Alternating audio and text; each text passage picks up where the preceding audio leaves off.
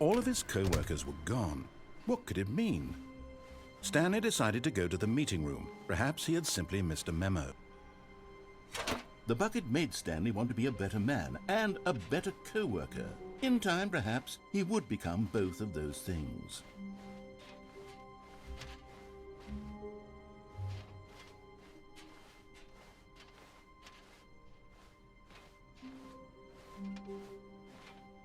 Stanley clutched the bucket tightly to his chest and entered the door on his left.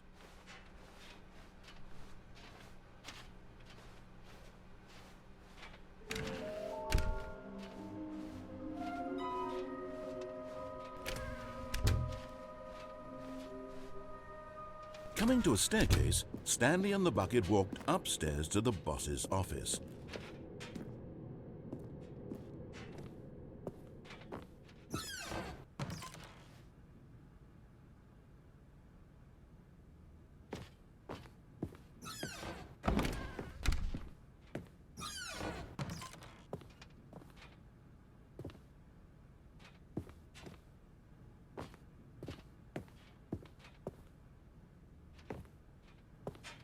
Stepping in.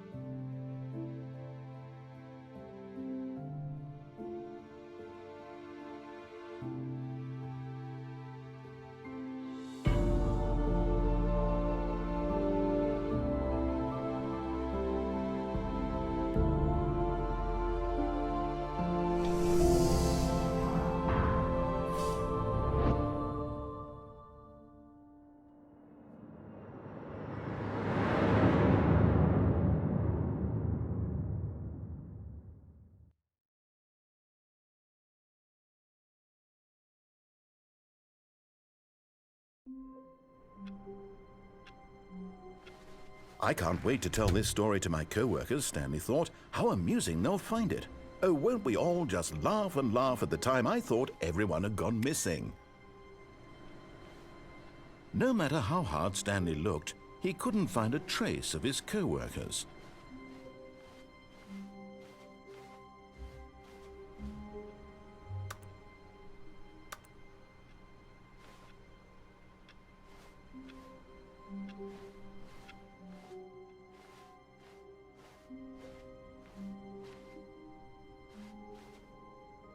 When Stanley came to a set of 2 open doors, he entered the door on his left.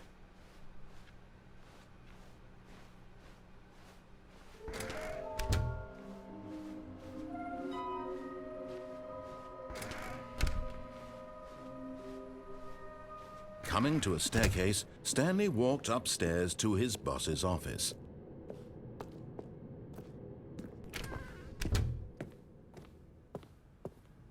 Okay, I think we all know the drill by now. Blah, blah, blah. Dark secrets, the keypad. Stanley pushes some buttons. Oh, hey, look, it's a new passageway. Quelle surprise.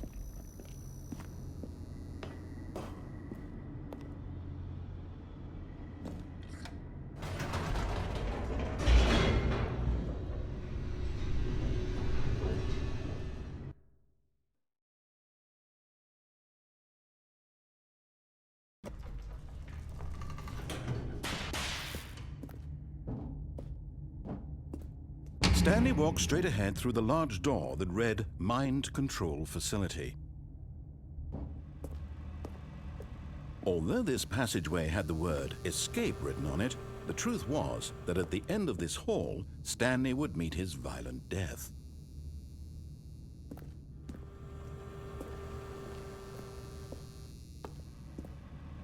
But of course, Stanley thought better of it and realized he simply had too much to live for.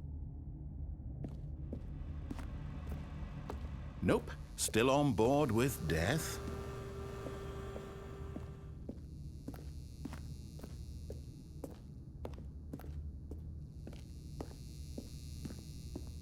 The door behind him was not shut. Stanley still had every opportunity to turn around and get back on track. At this point, Stanley was making a conscious, concerted effort to walk forward and willingly confront his death.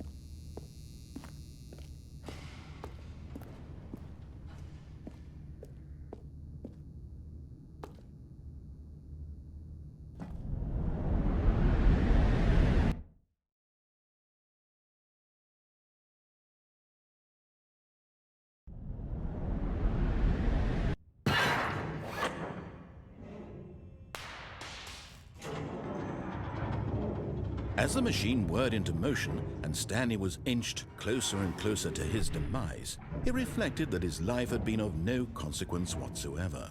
Stanley can't see the bigger picture. He doesn't know the real story, trapped forever in his narrow vision of what this world is. Perhaps his death was of no great loss, like plucking the eyeballs from a blind man.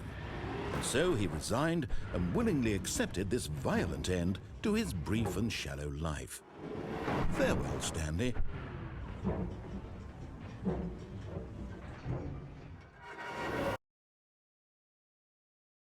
Farewell, Stanley, cried the narrator, as Stanley was led helplessly into the enormous metal jaws.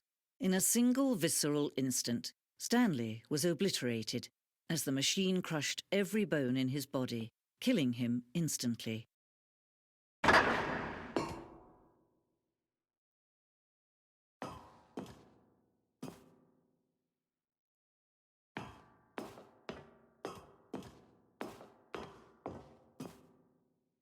And yet it would be just a few minutes before Stanley would restart the game, back in his office, as alive as ever. What exactly did the narrator think he was going to accomplish? When every path you can walk has been created for you long in advance, death becomes meaningless, making life the same. Do you see now? Do you see that Stanley was already dead from the moment he hit start?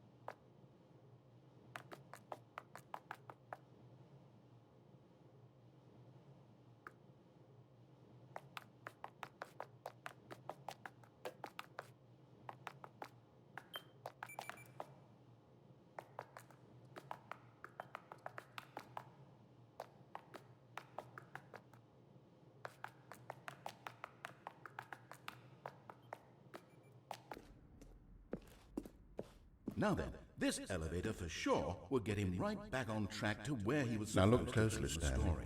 See how it's impossible for the player to do anything in this room? Perfect example of poor level design, textbook mistake.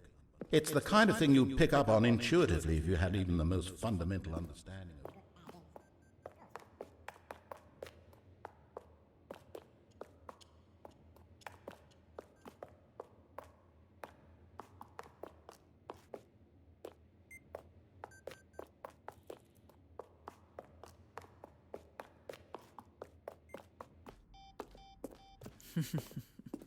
Oh, look at these two.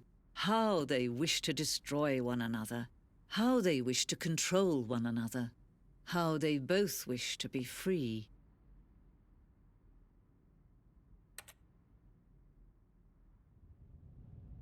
Can you see? Can you see how much they need one another? No, perhaps not. Sometimes these things cannot be seen. But listen to me. You can still save these two. You can stop the program before they both fail.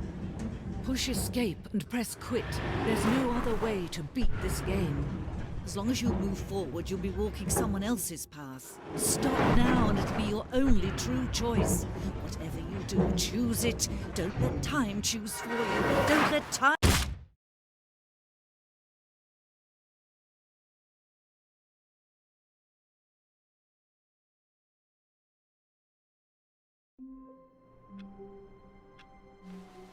All of his co-workers were gone. What could it mean? Stanley decided to go to the meeting room. Perhaps he had simply missed a memo.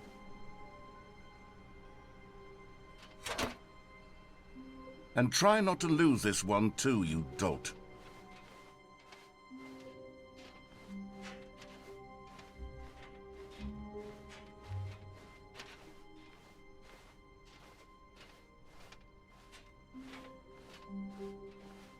Stanley clutched the bucket tightly to his chest and entered the door on his left.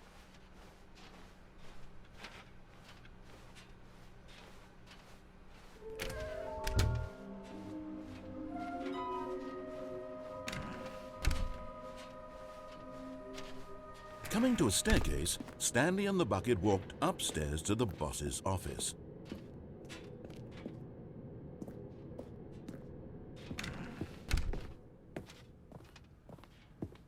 Stepping into his manager's office, Stanley was once again stunned to discover not an indication of any human life. Crushed by the weight of this revelation, Stanley may have broken down into an emotional dumpster fire, but Stanley guessed the correct code by sheer luck. Was it that the bucket knew all along? Was the bucket guiding him? Yes, this is certainly the most logical explanation.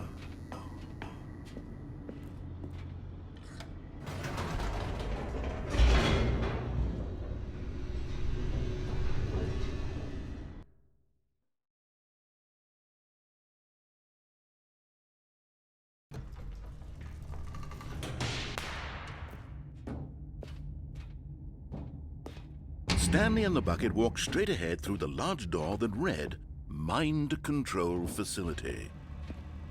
Although this passageway had the word escape written on it, the truth was that at the end of this hall, Stanley and the bucket would both meet a violent death. The door behind them was not shut. Stanley and the bucket still had every opportunity to turn around and get back on track. At this point, Stanley and the bucket were knowingly walking forward into a very painful death for each of them.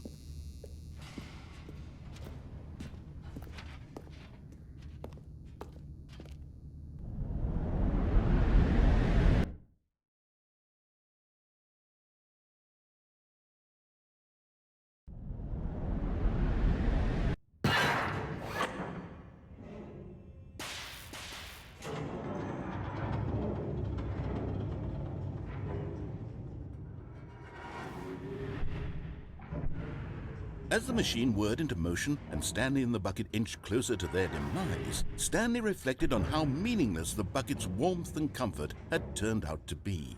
To be sure, it puts the mind and the soul at ease to embrace the bucket, but what use is a sense of ease when you're about to be crushed to death? This is what Stanley thought to himself, and he sort of kicked himself for wasting so much time carrying a bucket everywhere. Farewell, Stanley.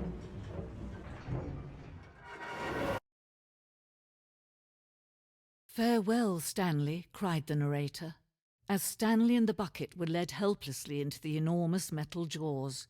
In a single visceral instant, the bucket's life came to an end as it was crushed violently to death.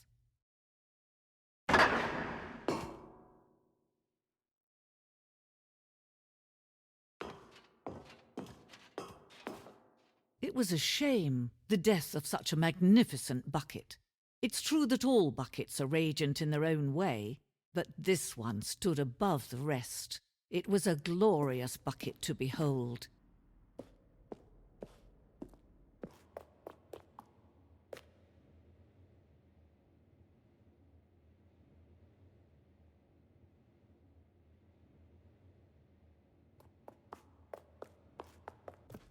Can you see how arrogant it was for Stanley to take a bucket like this and to claim it for his own?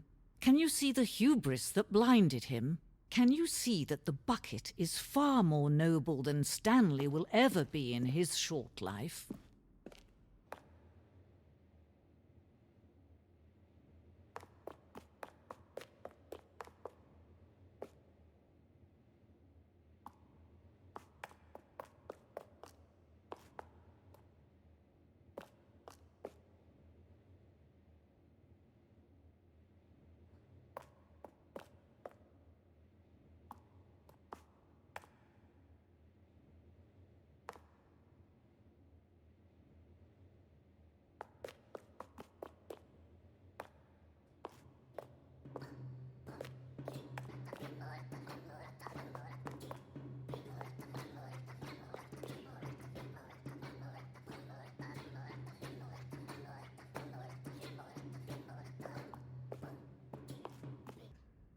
No man can own a bucket, and certainly not a bucket as dazzling to behold as this one. It is man who should kneel before the bucket.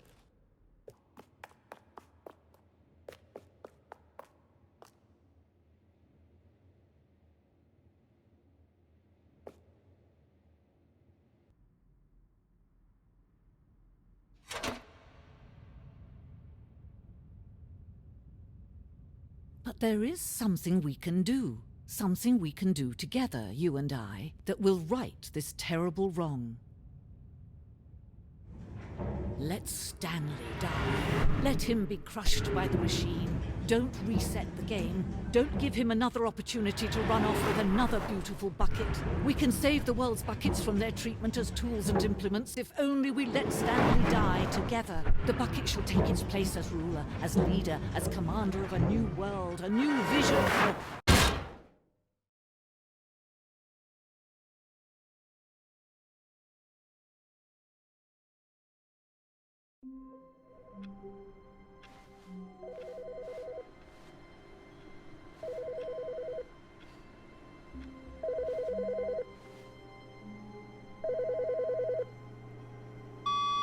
Good morning. Thank you for contacting the Future Happiness Foundation. We are confirming your shipment of 1,327 cardboard boxes to your place of work. Can you verify that this is correct? Excellent. Your order will arrive shortly. Thank you again for contacting the Future Happiness Foundation.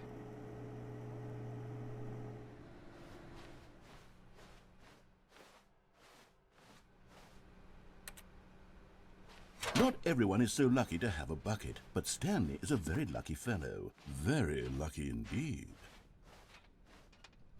Stanley clutched the bucket tightly to his chest and entered the door on his left.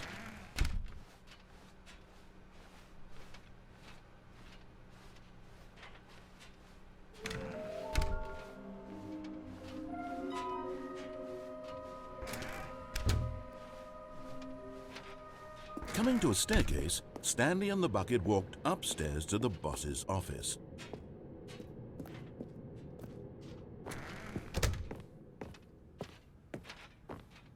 Stepping into his manager's office, Stanley was once again stunned to discover not an indication of any human life. Crushed by the weight of this revelation, Stanley may have broken down into an emotional dumpster fire if not for the soothing presence of the bucket. Even now, in his darkest of hours, did the bucket's warmth and guiding light pierce the dark clouds of confusion and chaos. It would be with him always. The bucket would, and he knew it. The two of them were inseparable. At this point, Stanley was so absorbed in the tender spirit, but Stanley guessed the correct code by sheer luck. Was it that the bucket knew all along? Was the bucket guiding him? Yes, this is certainly the most logical explanation.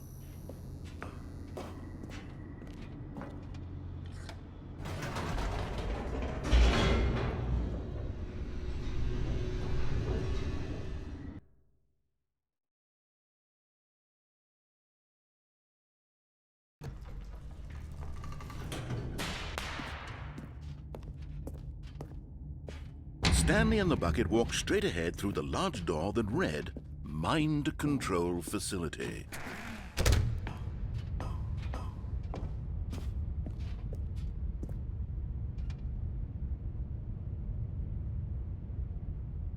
But just as Stanley was about to proceed further into the mind control facility, he tripped and fell over the railing and into the dark void below.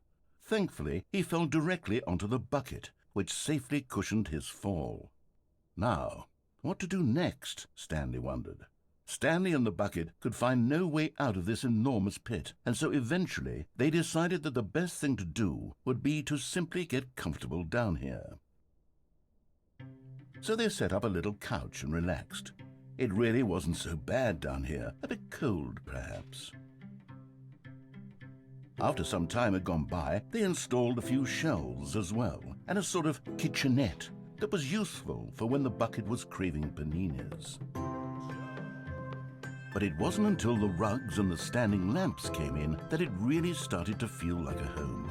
In fact, after some time, Stanley realized that it had been ages since he had even thought of the mind control facility at all. He'd never gotten to fully explore what was up there, never been able to unearth the many mysteries of the mind control facility.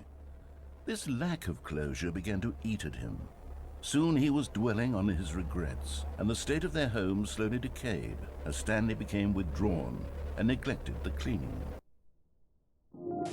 It unsettled the bucket deeply. Stanley wasn't usually like this. The bucket tried to reach out to him again and again, but to no avail. All Stanley could think about, all he could talk about, was going back, doing it over again, staying on the path.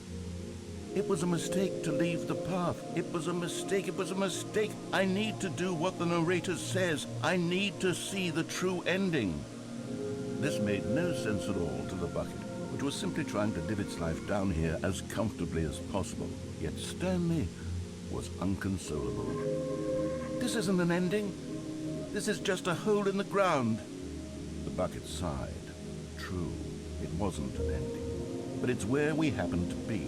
And maybe, possibly, if we accept the reality of things, maybe this will become an ending eventually.